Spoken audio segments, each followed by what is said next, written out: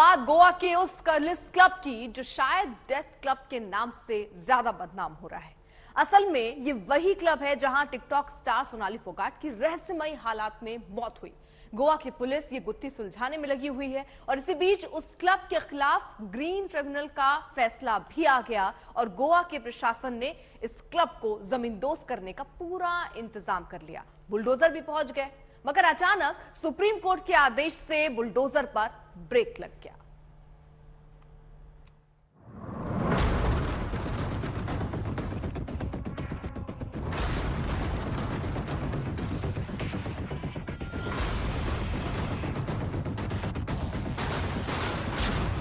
कल इस क्लब पर आई कयामत। एक जुर्म का ठिकाना मटिया में।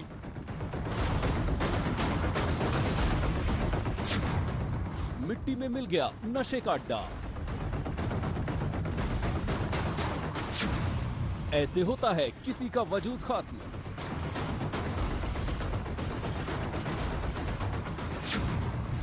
गोवा के क्लब पर चला बुलडोजर।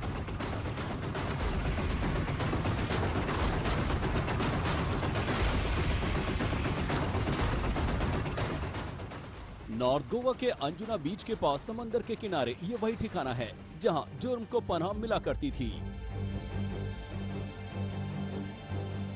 पहले ये कर्लिस क्लब ऐसा दिखता था जिसकी शान और जिसका रुआब गोवा के हर सैलानी की जुबान पर होता था। आज इस कर्लिस क्लब का गुलशन उजड़ गया है।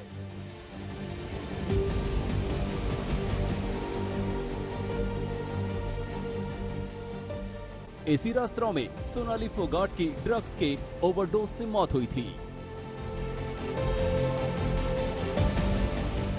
आज इस क्लब की मौत का दिन है।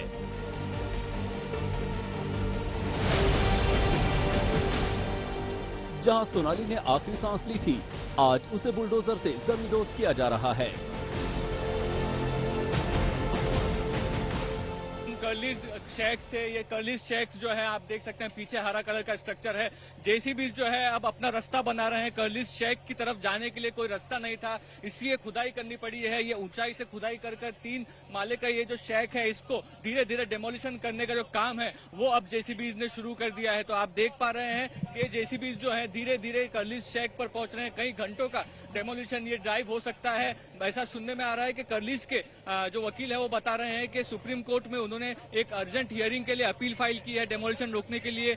उनका ये कहना है कि एनजीटी ने कल उनकी एप्लीकेशन रिजेक्ट किया, जिसका ऑर्डर 1 बजे दोपहर में मिला, जिसके बाद आज ही आप देख सकते हैं कि पुलिस के बड़े बंदोबस्त के साथ यहाँ पर पूरा जो डेमोलिशन ड्राइव है वो शुरू हो चुका है। ये स्ट्रक्चर ही आप देख सकते हैं कि कितना बड़ा स्ट्रक्चर इस वक्त यहाँ पर देखने को मिल रहा है। बिल्कुल समंदर किनारे साउथ अंजुना बीच जो है गोवा का बिल्कुल समंदर किनारे है।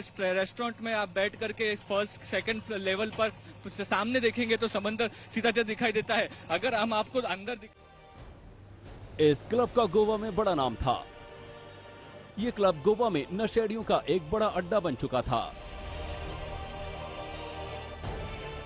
इस क्लब का शुमार उन ठिकानों में किया जाता था जहां जुर्म को पनाह मिलती थी।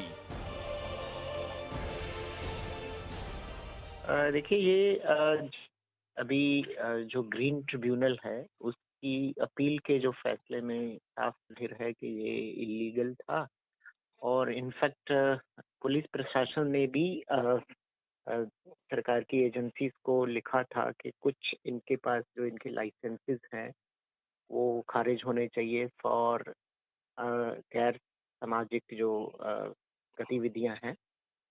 तो ये प्रशासन ने इस बार इस फैसले के बाद तुरंत कार्रवाई करके जो इस तरह की गैर कानूनी कार्रवाइयां हैं उनको करने वालों को एक बहुत बड़ी चेतावनी दी है और ये पुलिस को भी बहुत मदद करेगा इस तरह से। ये क्लब कानून को ठेंगा दिखाने के नाम पर गोवा भर में बदनाम था और इस क्लब की बदनामी के किस्सों ने तो 7 समंदर तक पार कर लिए थे। उसका वजूद मटियामेट करने के लिए हथौड़े चलने लगे हैं।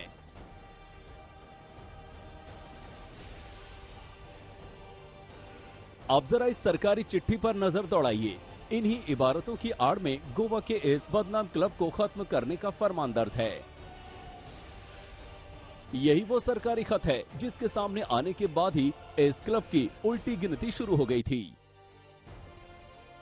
नेशनल ग्रीन ट्रिब्यूनल ने गोवा के रेस्टोरेंट कर्लिस के ध्वस्तीकरण पर रोक लगाने वाली याचिका को एक हफ्ते पहले ही खारिज कर दिया था और उसके बाद ही इस क्लब के वजूद को खत्म करने का रास्ता पूरी तरह से साफ हो गया था। 15 दिन ऐसे ऑर्डर पे है, within 15 days to be demolish, ऐसा है। आप कब अपील किया है? सर मैंने आपको पहले नहीं बताया, मेरे को ऑर्डर कल 1 बजे अपलोड हुआ है वेबसाइट पे, अभी 24 घंटा भी नहीं हुआ है।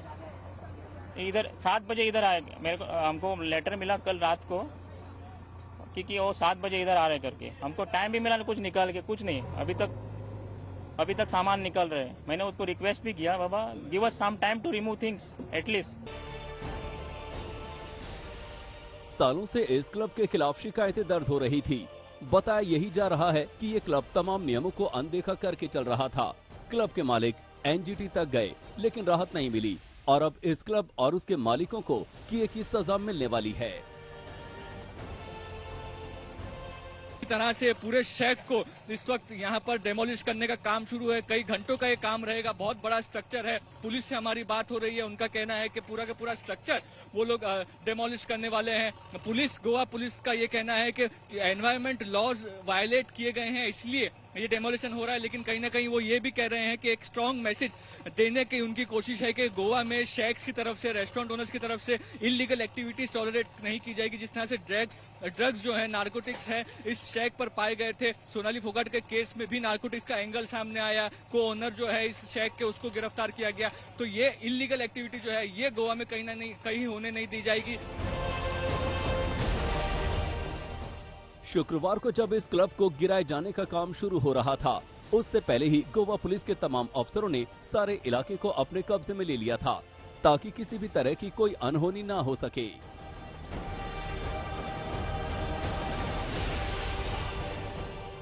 सच कहा जाए तो किसी भी गुनाह की पनाह को अपना वजूद बनाए रखने के लिए बेशक जमीन आसमान एक करना पड़ता हो, लेकिन एक बात तो तय है कि एक बार निजाम की आंख फिरी नहीं कि सब कुछ ऐसे ही मिट्टी में मिल जाता है, जैसा नॉर्थ गोवा के अंजुना बीच के पास बना ये कर्लिस क्लब का हुआ।